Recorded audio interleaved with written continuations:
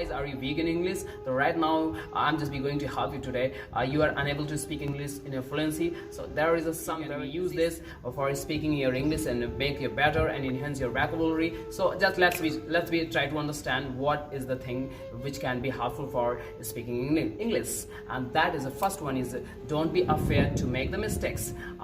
What it doesn't matter you are speaking English right or wrong, doesn't matter, but try speak is just matter. And second one is that practice more. Practice, as before I told you, practice makes man perfect. So how much you practice your English, then it's make you so aware about the English. And third one is that very important thing which I want to mention in my statement. And third one is that just enhance your vocabulary on daily basis. Just we mention the new words which you learn from television, radio, newspaper, and textbook, from anywhere. And third and fourth one is that I'm just be forgotten, oh my god.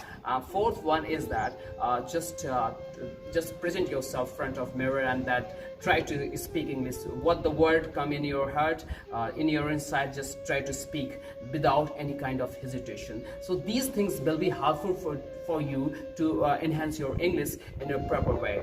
And I think this video is going to be very helpful for you. And this is Agri Science Inside, your friend, your motivator. Right now, just be watching me. Bye bye.